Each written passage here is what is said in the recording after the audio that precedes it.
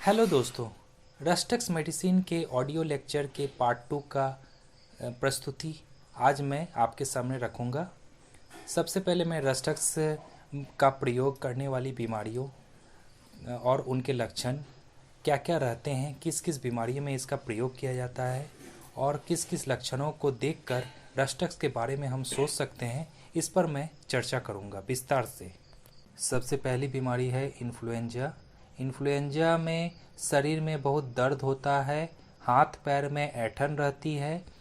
4 medicine है इसमें: Rhus tox, Eupatorium, Causticum, bryonia. शरीर में अकड़न और ऐंठन का दर्द रहता है, खांसी तथा कलेजे में दर्द भी होता है। ऐसी अवस्था में जिस दवा के लक्षण सबसे अधिक मिले उसी का प्रयोग करना चाहिए, उसी से ज़्यादा फायदा होगा। दूसरा है जबड़े का बात। किसी की चीज़ को चबाने से ऐसा मालूम होता है मानो मसूड़ा टूट जाएगा, कड़क सी आवाज़ हो जाती है। यह एक अद्भुत लक्षण है। रोगी बराबर जम्हाई लेता है, इतनी जम्हाई आती है और यह तब तक आती रहती है जब तक मसूड़ों में टूट जाने का लक्षण नहीं पैदा हो जाता। अगर मसूड़े दांत से अलग हो जाएं तो उसमें रस्टक्स बहुत लाभदायक है। कार्बंकल।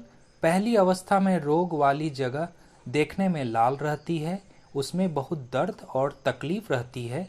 अगर रस्टक्स से आरोग्य ना हो तो आप आर्सेनिकम, एंथ्रासीनम प्रभृति का प्रयोग करना चाहिए। चौथी अवस्था सविराम ज्वर, इंटरमिटेंट फीवर। ये बुखार सुबह 10 बजे और शाम 5-6 बजे आती है। शाम में आने वाली बुखार यह पूरे रात भर रहती है। बुखार आने की पहली अवस्था में शरीर में बहुत ज़्यादा दर्द रहता है, हाथ पैर में ऐंठन रहती है, जमाई आती है, आँख में जलन होता है, लगातार तंग करने वाली सूखी खांसी रहती है। सविराम ज्वर के शीत अवस्था में, चिल स्टेज में जो लक्षण मिलते हैं वो हैं: पहले पैर ठंडे होकर शीत और कंप पैदा हो जाता है। बहुत शीत ऐसा मालूम होता है मानो वह बर्फ़ में पड़ा है। कुछ खा पी लेता है और शीत और भी ज़्यादा बढ़ जाती है। रोगी इस अवस्था में छटपटाया करता है। इसके अलावा सूखी खांसी, बदन में दर्द, प्यास वगैरह के लक्षण भी तैयार रहते हैं। कभी कभी इस अवस्था में बहुत अधिक पसीना भी होता है। इंटरमिटेंट फीवर, सविराम ज्वर के हीट स्टेज में, इस अवस्था में बहुत अधिक खांसी और प्यास नहीं रहती। शरीर में भयंकर उत्ताप मतलब हीट, रोगी बहुत छटपटाता है। शरीर में रूमेटिज्म आम बात की तरह उद्भेद निकलते हैं जिसमें खुजली वगैरह रहती है। सविराम ज्वर के स्वेट स्टेज में बहुत अधिक पसीना होता है। इस अवस्था में आम बात की खुजली आराम हो जाती है, रोगी सो जाता है, शरीर का दर्द कुछ भी नहीं घटता। ज्वर छूटने के बाद फीवर छूटने की अवस्था में बहुत छटपटाता है, स्थिर होकर बैठ या सो नहीं सकता। ये तो थी सविराम ज्वर इंटरमिटेंट फीवर में रस्टक्स में पाई जाने वाली कुछ लक्षण। अब हम बात करते हैं हैजा कॉलेरा में। हैजा मूत्र विकार में पैदा होने वाले फीवर में क्या क्या लक्षण मिलते हैं: भूल जाता है, बकने के साथ साथ पेट का दोष रहता है, मांस के धोवन की तरह दस्त होती है, बदबूदार दस्त होती है, बेचैनी, कभी कभी प्रलाप बकता है, काटने के लिए दौड़ता है, रोता है, कभी कभी अज्ञान हो जाता है, जीभ सूखी, आँख की पुतली छोटी हो जाती है। यह सब लक्षण रहने पर रस्टक्स और बढ़ी हुई अवस्था में इन लक्षणों के साथ साथ आँख फूली रहने पर रस्टक्स और हायोसियमस का प्रयोग आप कर सकते हैं। आगे हम अब बात करेंगे टाइफॉइड बुखार, मियादी बुखार जिसको कहते हैं। उसमें रस्टक्स के व्यवहार करते समय साधारणतः किन किन लक्षणों पर हम ध्यान देना चाहिए? सबसे पहला लक्षण है हल्के प्रलाप के साथ छटपटी आती है। अगर बदहवासी का भाव बढ़ जाए तो सभी बातों का उत्तर नहीं देता है अथवा चिढ़कर अनिच्छापूर्वक उत्तर देता है। सारे शरीर में बात की तरह दर्द होता है।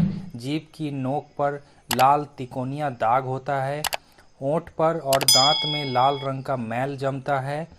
त्वचा सूखी और कुछ लाल आभा लिए दिखाई देती है। कभी कभी खट्टी गंध, बहुत अधिक पसीना होता है। शरीर पर हल्के उद्वेग, इसको मोती जरा कहते हैं, वो भी देखने को मिलता है। पेट फूलना, दाहिने पुट्टे पर तलपेट पर दर्द होना, प्लीहा का बढ़ना, ये सब अगर लक्षण मिले तो आप रस्टक्स का प्रयोग कर सकते हैं। करेंगे रस्टक्स के एग्रावेशन, मतलब किस किस अवस्था में ये बढ़ती है। तो विश्राम में रहने से, पानी में भीगने से, बरसात में इत्यादि में ये रस्टक्स के लक्षण बढ़े हुए मिलते हैं।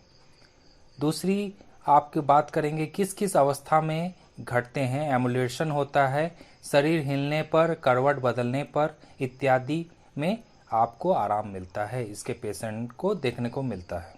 अब हम बात करेंगे एंटीडोट दवाई की।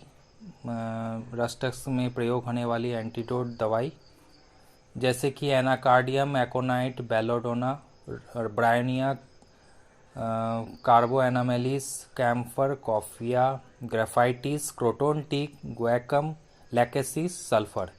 इन सभी दवाइयों का अगर लक्षण के आधार पर आप देकर आप एंटीडोट कर सकते हैं।